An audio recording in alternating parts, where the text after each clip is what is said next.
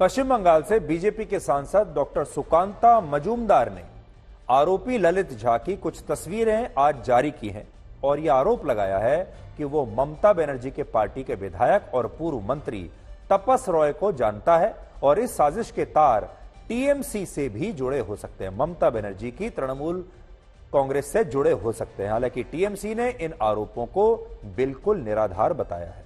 इस पूरी साजिश में दो बातें आपके लिए नोट करने वाली हैं।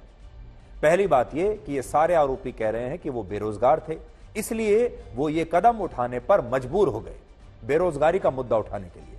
लेकिन आज हमारा सवाल यह है कि अगर ये बेरोजगारी से परेशान थे तो इनके पास इस साजिश के लिए, फ्लाइट के लिए, एक जगह से दूसरी जगह यात्रा करने के लिए, रहने के लिए, खाने पीने के लिए, मीटिंग करने के लिए इतना पैसा कहां से आया? इसका मतलब तो यही हो सकता है कि इन लोगों को कोई और पीछे से फंडिंग कर रहा था, या ये लोग फिर से झूठ बोल रहे हैं कि ये बेरोजगार है। ऐसे लोग बेरोजगार कहीं से दिखाई दे नहीं रहे हैं। इन पांचों आरोपियों के बारे में एक बात और कॉमन है, वो ये कि ये अपने सोशल मीडिया अकाउंट्स पर अक्सर प्रधानमंत्री मोदी के खिलाफ पोस्ट लिखते रहते हैं। और 35 साल की नीलम आजाद, जो अपने आप को एक छात्रा बता रही हैं, वो तो एक प्रोफेशनल आंदोलनजीवी हैं और हर बड़े आंदोलन में वो दिखाई देती हैं। इन्होंने किसान आंदोलन में भी भाग लिया था जो सरकार के खिलाफ हुआ था, और जो जंतर मंतर पर जो कुश्ती के खिलाड़ियों ने प्रदर्शन किया था उसमें भी ये शामिल हुई थी। इसके अलावा सोशल मीडिया पर नीलम आजाद का एक और वीडियो हमें मिल रहा है जिसमें यह महिला हरियाणा में कांग्रेस और इंडियन नेशनल लोक दल के लिए वोट मांग रही है और कह रही है कि बीजेपी को वोट मत देना।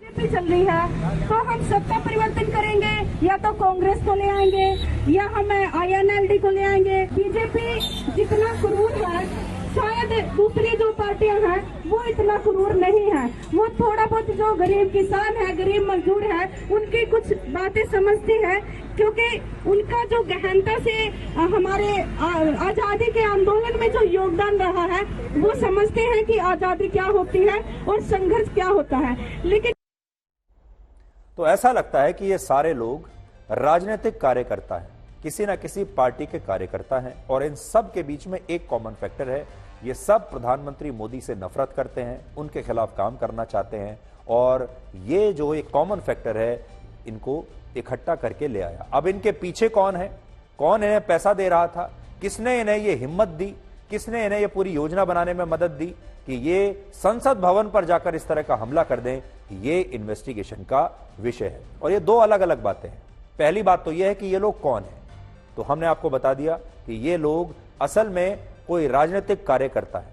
लेकिन दूसरी बात बहुत ज्यादा गंभीर बात है, और वो ये है कि अगर ये लोग हमारे संसद भवन की सिक्योरिटी का उल्लंघन कर सकते हैं, हमारी सिक्योरिटी, हमारी सुरक्षा व्यवस्था को भेद सकते हैं, तो सोचिए अगर कोई प्रोफेशनली ट्रेंड आतंकवादी हो तो वो क्या क्या कर सकता है। इसलिए यह मामला बहुत ही गंभीर है।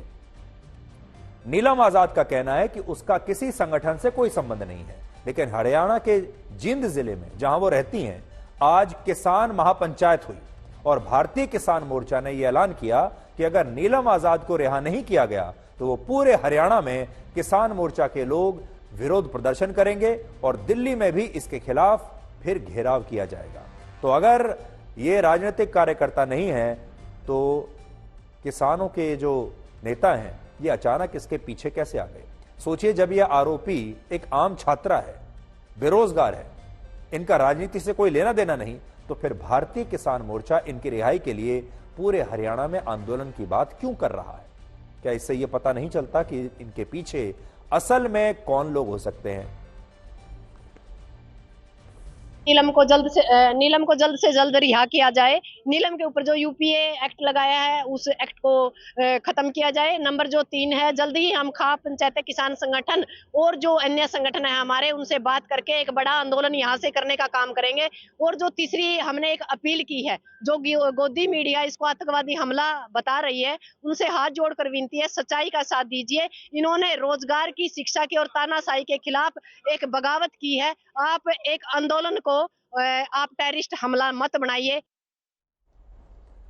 अमेरिका में बैठे खालिस्तानी आतंकवादी गुरपतवंत सिंह पन्नू ने एक हफ्ते पहले यह धमकी दी थी कि 13 दिसंबर को वो भारत की संसद की नींव हिला देगा। और अब अपने नए बयान में उसने कहा है कि जिन 4 हमलावरों ने भारत की संसद को कल निशाना बनाया, उन्हें वो पूरी कानूनी मदद देगा और अदालत में जो इन आरोपियों का मुकदमा लड़ा जाएगा, उनके वकीलों की पूरी फीस और बाकी का जो खर्चा होगा वो ये खालिस्तानी आतंकवादी उठाएगा।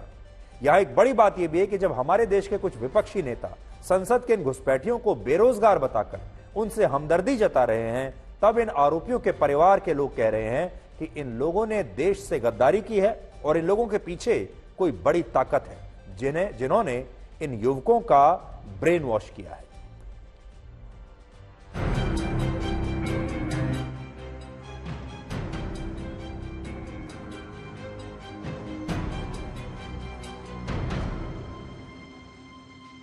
कभी ऐसा हुआ नहीं, हुआ गया,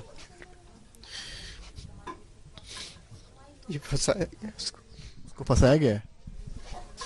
पर सर जिस तरह से वीडियोस हैं उसमें तो वही दिख रहा है। अब जो भी छानबीन होगी गवर्नमेंट के सामने आएगा, सच्चाई तो सामने आती है, सही गलत। भगत सिंह का बहुत बड़ा भक्त है। भगत सिंह के बारे में बचपन से कहानियां सुनी है? सुनी कि है भी बहुत बड़ा भक्त है। क्या कहता था? कहता मैं जो करके गए वो हम करेंगे, नौकरी जिनको नहीं मिले नौकरी मिलनी चाहिए, यही सब बात करता रहता।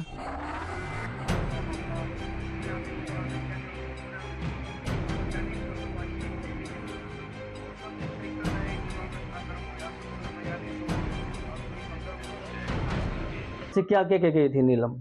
नीलम न्यू कह गई थी, माँ मैंने फार्म भर दिया, मैं असार जाऊं, मैं हॉस्टल में पढ़ाई कर दिया कर दिया।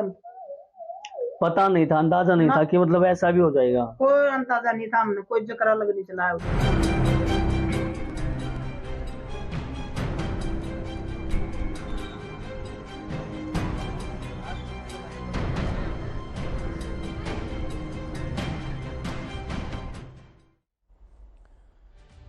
तो यहां आपको एक बात समझ में आ गई होगी कि ये लोग अपने आप को बेरोजगार बता रहे हैं, छात्र बता रहे हैं, कह रहे हैं कि हम बहुत परेशान हैं, इसलिए ये पूरे देश का ध्यान अपनी ओर आकर्षित करने के लिए इन्होंने ऐसा किया।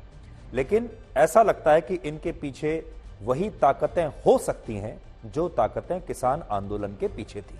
अब आप याद कीजिए, फ्लैशबैक में जाइए, जब किसान आंदोलन चल रहा था उनके पीछे कौन कौन सी ताकतें थी। किसान आंदोलन में पैसा भेजने वाले, फंडिंग देने वाले कौन से लोग थे? वो कौन से लोग थे जिन्होंने किसानों को उकसाया और कहा कि लाल किले पर हमला कर दो गणतंत्र दिवस के दिन? आप याद कीजिए, भारत के गणतंत्र दिवस के दिन जब लाल किले पर हमला हुआ, वो कौन से लोग थे जिन्होंने ये करवाया पीछे से बैठकर रिमोट कंट्रोल से? और ये जो पन्नू है खालिस्तानी आतंकवादी, ये तो पिछले हफ्ते ही ये बात कह चुका था कि मैं इस तरह का हमला संसद पर करवाऊंगा। इसलिए इन सारे मामलों की जांच होनी चाहिए और ऐसा लगता है कि ये एक बड़ी साजिश है। लेकिन फिर से मैं वही कह रहा हूं, साजिश तो है, षड्यंत्र तो किसी ने रचा है, चाहे पन्नू ने रचा हो, चाहे खालिस्तानियों ने रचा हो, चाहे नक्सलियों ने रचा हो, किसी ने रचा हो, लेकिन ये षड्यंत्र कामयाब हो गया। और ये कामयाब हुआ कैसे? वो इसलिए क्योंकि हमारी इंटेलिजेंस एजेंसीज सोती हुई पाई गई, इसलिए कि हमारी सुरक्षा की व्यवस्था, संसद भवन पर सबसे ज्यादा सुरक्षा की व्यवस्था होती है, और उस जगह पर इस तरह के युवक देखिए कैसे खुलेआम सीधे सीधे अंदर तक प्रवेश कर गए और जो चाहे उन्होंने किया। इसलिए यह एक बहुत गंभीर बात है, इसकी जांच होनी चाहिए। और अगर ये 2 युवक या 4 युवक मिलकर इस तरह के हमले को अंजाम दे सकते हैं, तो सोचिए इजराइल जैसी कोई घटना हो जाए। इजराइल में हमास के जो प्रोफेशनली ट्रेंड आतंकवादी थे, जब वो इजराइल में घुसे तो आपने देखा होगा इजराइल की सिक्योरिटी एजेंसीज और इजराइल की जो इंटेलिजेंस एजेंसीज हैं वो भी सोती हुई पाई गई थी। ऐसा ही होता है।